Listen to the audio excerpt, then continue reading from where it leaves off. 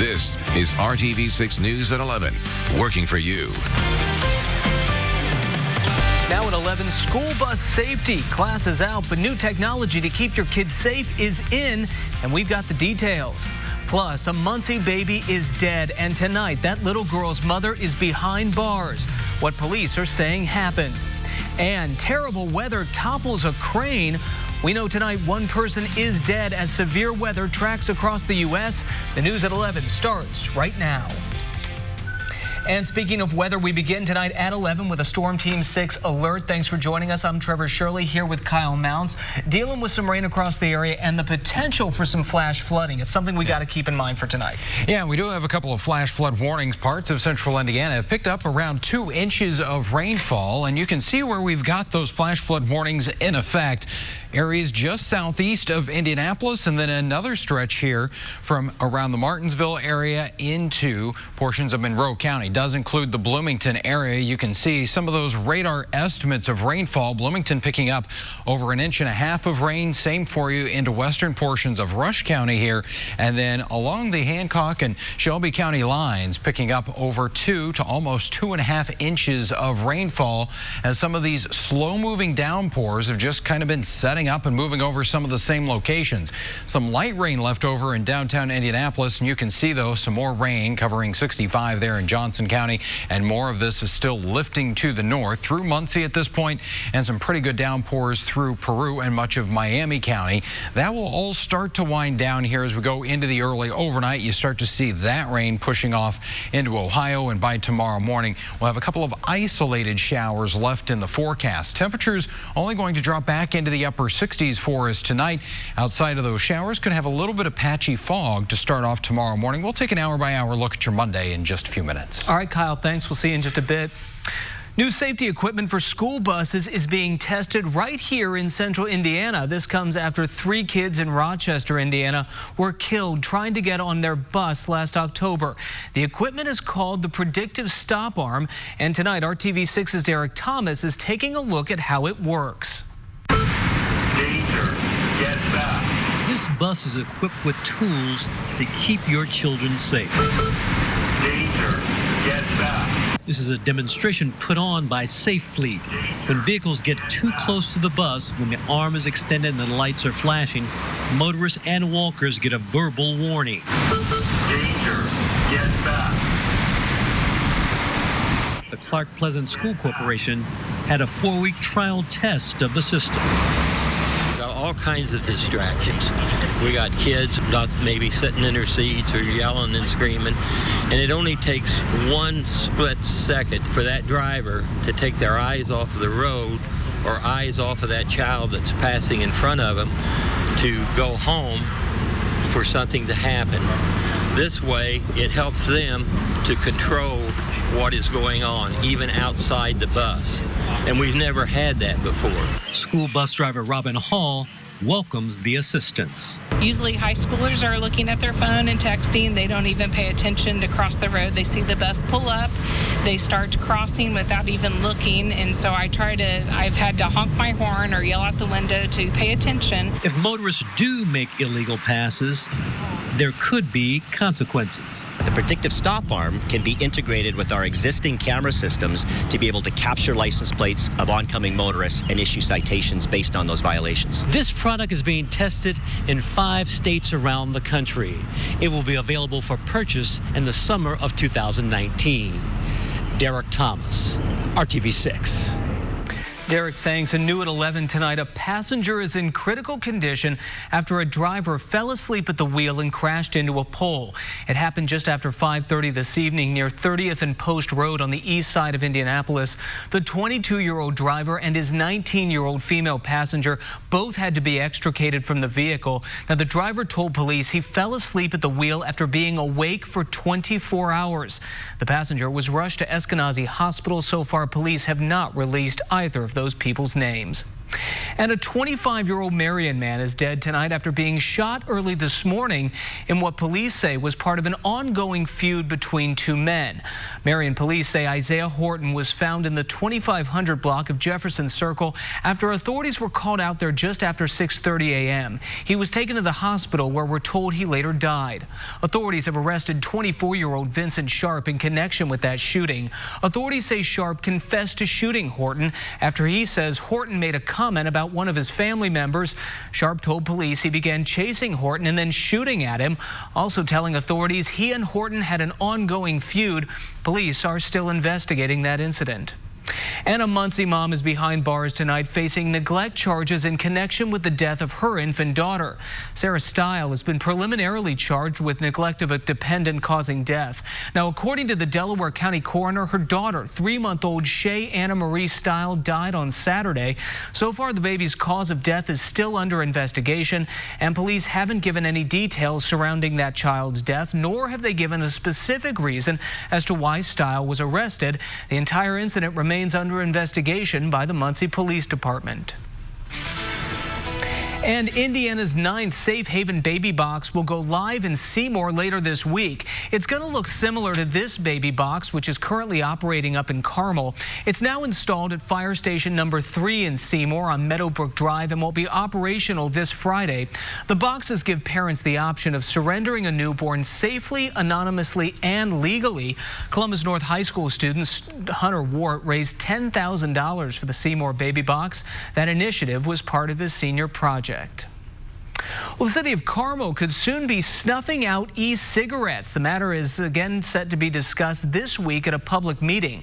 Now, if approved, the ordinance passes, e-cigarettes would be banned anywhere smoking is prohibited in Carmel. That includes all public places, along with spots like libraries, schools, malls, and even sports arenas. Now, the proposed ban is working its way through the city's Finance, Utilities, and Rules Committee. It's being sponsored by 5 of the 7 councilors, so it's likely to pass if it comes time for a vote. There is a public discussion on the topic tomorrow. Again, that happening at 5:30 in the evening.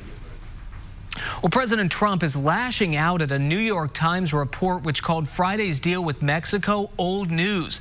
The president tweeted that while negotiators have been working on the terms of the deal for a long time, it was only after he threatened tariffs that Mexico was willing to make the commitment. More tonight from ABC's Rachel Scott.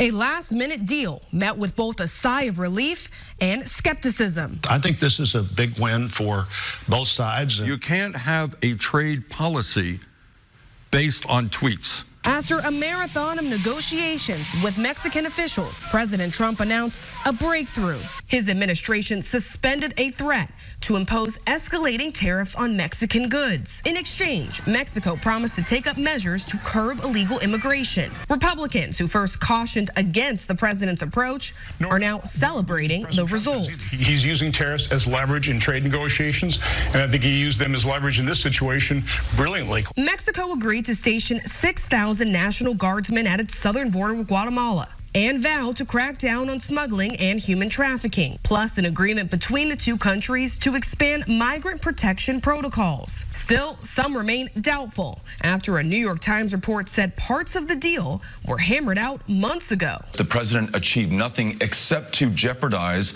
the most important trading relationship that the United States of America has. The Trump administration pushed back. How much of this is new? All of it is new. I mean, we've heard commitments before from Mexico to do more on their southern border. Well, this is the first time we've heard anything like this kind of number of law enforcement being deployed in Mexico to address migration.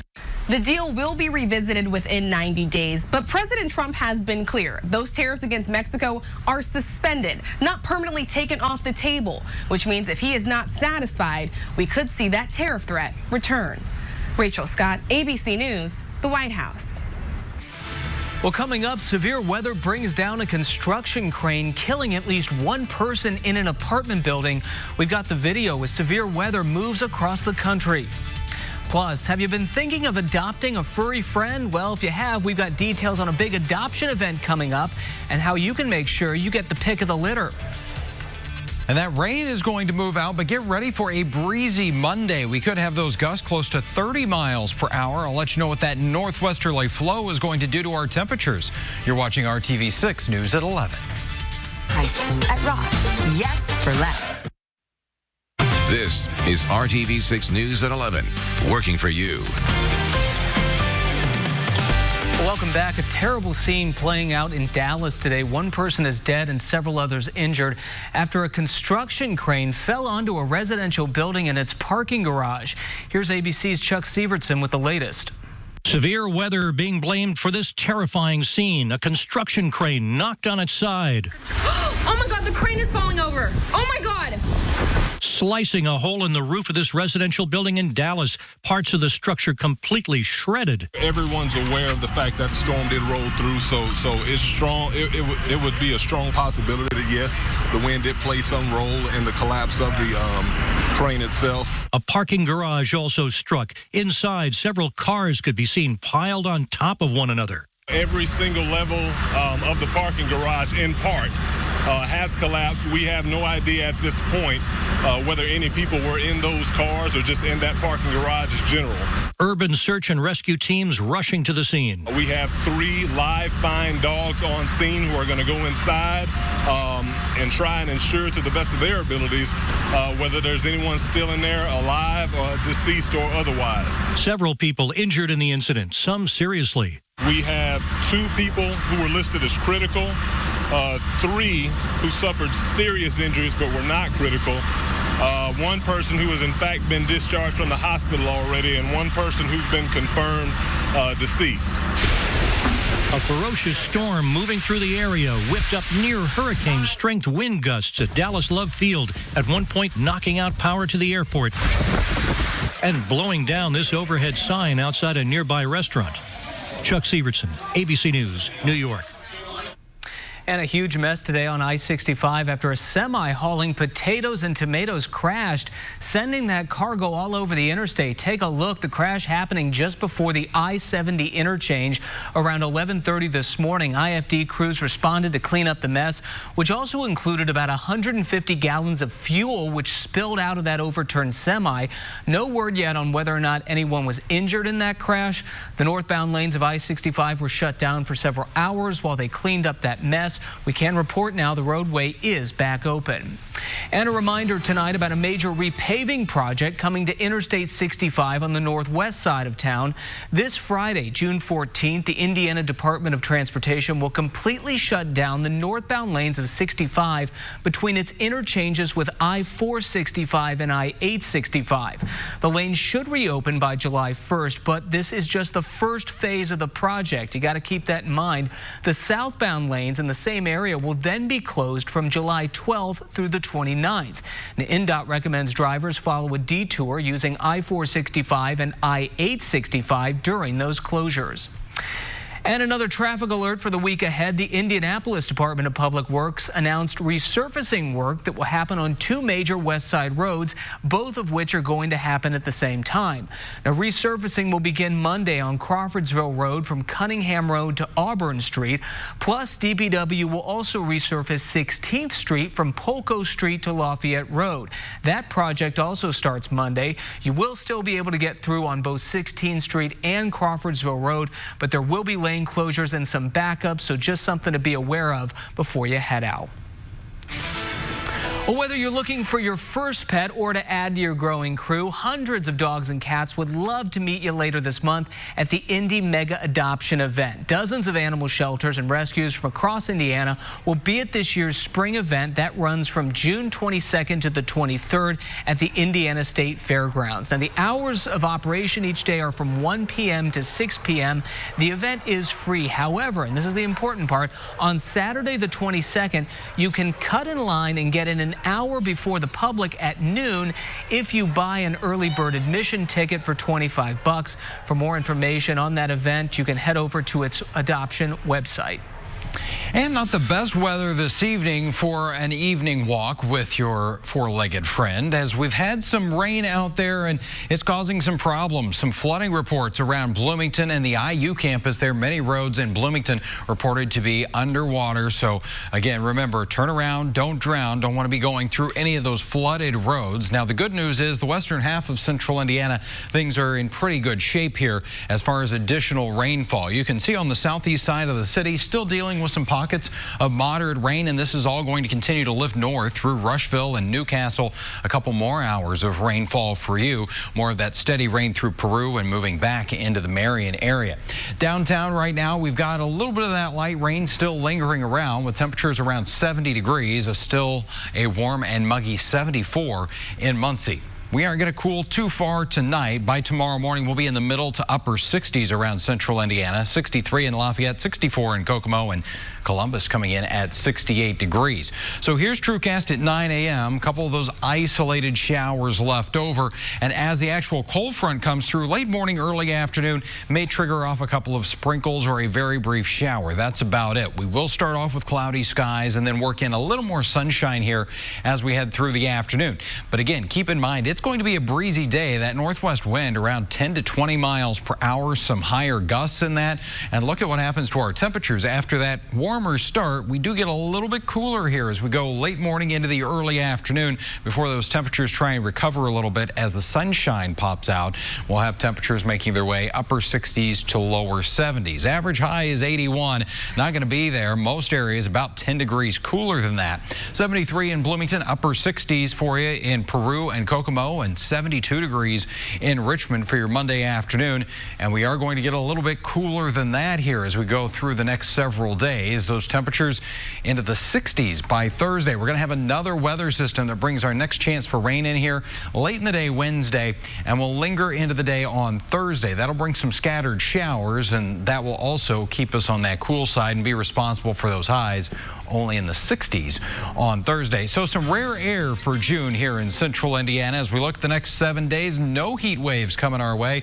We got temperatures into the mid and upper 70s with lots of sunshine there on Tuesday. Much of Wednesday I do think is going to be dry. Late in the day we've got that chance for showers and an isolated thunderstorm. A few of those showers will linger into Thursday, and then we'll get back into the middle and upper 70s here for the end of the week. And looking ahead to next weekend, right now about a 40% chance of rain on Saturday. Hopefully we'll be able to get that out of here soon enough to salvage a pretty nice Sunday, but we got a few days to look at that one. Let's hope Tuesday at the very least looks like it's going to be a winner. Bright and sunny. All right, can't wait, Kyle. Thanks. Well, coming up, a new report says attacks on the LGBTQ community are on the rise. We've got disturbing details on several recent crimes and what's being done to keep people safe. Toyota, let's go places. All right, well, as we celebrate Pride Month, the FBI says reports of attacks against members of the LGBTQ community are actually on the rise. Lana Zach now with a look at what's behind this disturbing trend. Sunday's Pride Parade in West Hollywood drawing huge crowds. But as Pride Month celebrations continue across the country and around the world, the FBI reports that attacks against members of the LGBTQ community are on the rise. Saturday's Capitol Pride Parade in Washington, D.C. turned to chaos when people panicked after hearing a series of loud pops and rumors of an active shooter. What did you hear? We don't know. Crowds scrambled to find cover, several people injured. But when you have a lot of people and you hear a loud bang, you're just trying to, get from the area. Many in the crowd telling me just before the incident that they were on edge in part because of recent fatal attacks on members of the LGBTQ community. Authorities in Detroit recently charging this man, Devon Robinson, with the murder of 3 people, Paris Cameron, Timothy Blanchard, and Alante Davis. It's rough. We just want justice. Justice for Yeah, just justice. Just for all of them. Officials saying the victims were targeted because they were gay or transgender. Robinson has pled not guilty. And in Georgia, police are searching for a gunman who killed Ronald Trey Peters. Witnesses saying that the attacker used an anti-gay slur before shooting Peters several times. I feel like lately we've been moving a little bit backwards, and I think it's important to stand up for what matters. Some lawmakers say it's time to stand up. Wisconsin's Democratic Governor Tony Evers ordering the rainbow flag flown over the state's capital to recognize Pride Month. The move drawing criticism from some of his fellow conservative Republican lawmakers, one tweeting, "Is this any more appropriate than erecting the Christian flag over the Capitol?" But others hailing it as a show of inclusivity. Lana Zach, ABC News, Washington. And some important travel information you need to know about tonight. American Airlines says 115 flights will be canceled per day through September 3rd. This is to accommodate the grounded Boeing 737 MAX planes. Initially, American Airlines had canceled all flights using those jets until August 19th, but now they've extended that until September 3rd. The entire Boeing 737 MAX fleet has been grounded since March after a software issue caused 2 fatal crashes, killing 346 people. Boeing says it's been fixed, but federal agencies still need to sign off on it. And the latest job numbers came out on Friday of this past week, and we decided to ask, how do these numbers impact our bargaining power, from asking for more money at work to getting extra perks? Here's Annie Taylor with a look. Whether you're looking for a new job or currently have one, but you want to negotiate more money, we've got some tips on how to ask and what to ask to get what you want. We always try to stress total compensation package as opposed to a dollar amount. Jody Roberts with recruiting firm Robert Half says that total compensation are the perks and benefits beyond the paycheck, such as flexible work hours, more vacation time, better benefits, even transportation money. And now, before you ask for what you want, Jody says you must know your worth. Coming in with confidence is the biggest thing, ensuring that they understand that you know exactly what you're worth. If you're currently employed, you'll have more leverage if you share what you've accomplished. What are the expectations of me in the first 30, 60, 90 days, or 6 months, 12 months, so that you can be sure to check those boxes and then come to the table to HR or your hiring manager with regards to the things that you've accomplished up to that point or exceeded in. Don't demand. Jody says it's all in the way you ask. Clarify any questions you might have on vacation time policy, work-life balance, and flexible hours, even career growth. If you're unemployed, don't ask for what you want in the first interview. And if you are already employed, Jody says give yourself a year before asking for more. And remember, you might have more bargaining power than you think. There are plenty of employers out there that are willing to hire you. At the end of the day, it's just remembering that it's strictly business. All you can do is ask. I'm Annie Taylor reporting. And it turns out almost half of Americans have a side hustle. Bankrate just put out a new survey. It found almost a third of people with side hustles need that second gig just to pay their basic bills. Although more than a third of people surveyed say they do it just for the extra spending money. Bankrate says people make an average of $1,100 per month from their side gigs. Financial experts recommend you open accounts just for your side business and be sure to keep track of all spending for taxes. We're going to have more news coming up. Stay with us. We've got a final check of the weather as soon as we get back. It's a lift to an entire community. The Indianapolis Public Schools free summer meal program starts tomorrow. Free breakfast and lunch will be served at sites all around the district through July 26th. These meals are available to any child under 18, not just IPS students. Adults can also purchase a meal for less than $4. For a complete list of locations and times, you can head over to the RTV6 app and click on this story. Well, gamers, get ready. Microsoft has announced there is a new Xbox console on the way. It's codenamed Project Scarlet. It's going to debut at the end of next year. Microsoft says it's 4 times as powerful as the Xbox One S. It comes with more memory, more storage, higher resolution, and better graphics. This will be the first new Xbox since 2013. Microsoft says the new console will launch alongside the game Halo Infinite. The company is also introducing a new controller with Bluetooth and a rechargeable battery that's got up to 40 hours of life. Notice the one thing they leave out of that announcement? The price. It's those little details. You know it's going to have a good one. Oh, yeah. Yeah, well, today would have been a good day to maybe play some games indoors, but that rain, it's going to start to move out of central Indiana during the overnight. Leave us with a mainly dry and cooler Monday. Temperatures in the 70s. All right, we'll take it, Kyle. Thank you. And thank you for watching tonight. We appreciate it. We'll see you bright and early tomorrow morning at 4:30. Have a good night.